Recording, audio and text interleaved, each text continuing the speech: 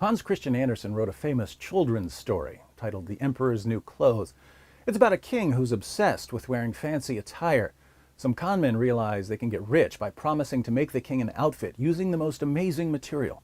The material is said to be unimaginably beautiful to everyone, except to stupid people who can't see it at all. The con men pretend to weave the fabric, even though they're only weaving a lie. They understand that people don't want to be called stupid and that people will pretend to see the fabric even when there's nothing there, simply to avoid being called stupid. So the king's officials and the king himself praise the non-existent new garb. It's so beautiful! It's marvelous! I've never seen anything like it! The con men eventually make off like bandits as the king parades himself through the town, stark raving naked. These con men in Andersen's story apparently took a page from Muhammad's playbook, although they seem like mere amateurs when compared with the Prophet of Islam. Nearly 14 centuries ago, Muhammad spent 23 years delivering bits and pieces of what eventually would become this book, the Quran. Many of his contemporaries mocked his verses, and I don't see how any honest critic can regard the Quran as anything other than a disaster. The British philosopher of religion, Anthony Flew, said that to read the Quran is a penance rather than a pleasure. And yet, the Quran is praised by 1.6 billion Muslims as the most spectacular and breathtaking book in the world. How did this happen?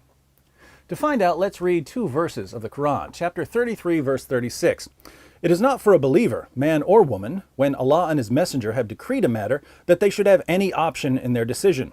And whoever disobeys Allah and His Messenger, he has indeed strayed into a plain error.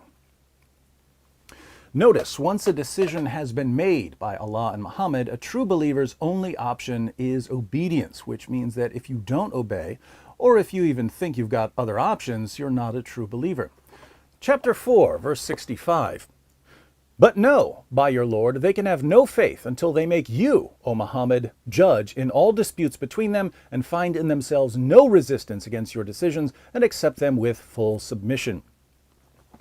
Muslims can have no real faith until they find in themselves no resistance against Muhammad's decisions. If you have any resistance at all to what Muhammad says, you're not a real Muslim. Why is this important? Well, if you've recited the Shahada, but you turn out not to be a Muslim because you don't obey Allah or because you doubt Muhammad's commands, the penalty for apostasy is death. Sunan an-Nasai 4069. The Messenger of Allah said, whoever changes his religion, kill him. So if you show the slightest doubt about anything said by Allah or Muhammad, you run the risk of having your head chopped off. Not surprisingly, the tendency among Muslims for the past 14 centuries has been to praise all things Islamic with ever-increasing zeal, regardless of that irritating burden we call reality. Let's look at a few examples. In his book, 23 Years, Iranian scholar Ali Dashti writes, the Quran contains sentences which are incomplete and not fully intelligible without the aid of commentaries, foreign words, unfamiliar Arabic words, and words used with other than the normal meaning, adjectives and verbs inflected without observance of the concords of gender and number, illogically and ungrammatically applied pronouns which sometimes have no referent, and predicates which in rhymed passages are often remote from the subjects. These and other such aberrations in the language have given scope to critics who deny the Quran's eloquence. Gerd Puin, the world's foremost authority on Quranic paleography, says this: the Quran claims for itself that it is mubin, or clear. But if you look at it, you will notice that every fifth sentence or so simply doesn't make sense. Many Muslims and Orientalists will tell you otherwise, of course, but the fact is that a fifth of the Quranic text is just incomprehensible. This is what has caused the traditional anxiety regarding translation.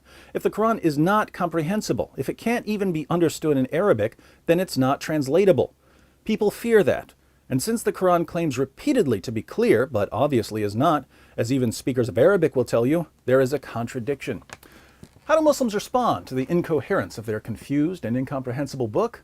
The Quran is a miracle of eloquence and clarity, so perfect in the beauty of its expression that unbelievers must cover their ears and flee, lest it should instantly penetrate the dark recesses of their hard hearts. What about science? The Quran claims that the sun sets in a muddy pool, that semen is formed between the backbone and ribs, that the earth is flat, that there are 7 earths, that the sun orbits the earth, that human embryos go through a blood clot stage, that the sky would fall on the earth if Allah didn't hold it up, and that stars are missiles that Allah uses to shoot demons who try to sneak into heaven. How do Muslims respond when they read this scientific catastrophe? The Quran is a scientific miracle filled with biological and astronomical insights that couldn't be proven until centuries after they were revealed. This is conclusive proof that the Quran comes from God. What about ethics? The Quran commands Muslims to violently subjugate Jews and Christians and to kill other non-Muslims. It tells Muslim men that it's okay to beat their rebellious wives into submission and to rape their female captives and slaves and to have sex with prepubescent girls. The Quran advocates dismembering people and crucifying them. And since the Quran calls Muhammad the pattern of conduct for Muslims, we have to add torturing people for money to the list because Muhammad tortured people for money. How do Muslims respond when they read the book that's caused more violence and oppression than any other book in history? It's a miracle that any book could ever reach such lofty heights of moral perfection. The Quran is like a cloud, raining down drops of purity and righteousness on blah, blah, blah, blah, blah, blah, blah. What about the textual preservation of the Quran? According to Muslim sources, entire chapters of the Quran were lost or forgotten. Large passages of the Quran were lost. Individual verses were lost. Words were lost. Muhammad's best reciters couldn't even agree on which chapters were supposed to be included in the Quran, and Uthman had to burn countless manuscripts to cover up all the differences. How do Muslims respond when they read what their sources say about the textual history of the Quran?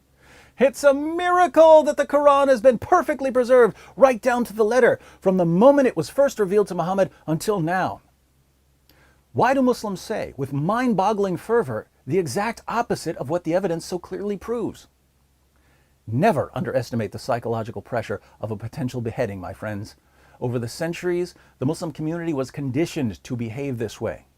What's interesting is that even when Muslims live in the West and aren't under threat of death, they continue praising the Quran as the greatest book ever just because that's what they've been taught to do. It's what their parents do, it's what their leaders do, it's what their friends do, so it's just what Muslims do, despite the fact that the Quran is an incoherent mess. So what is the Quran?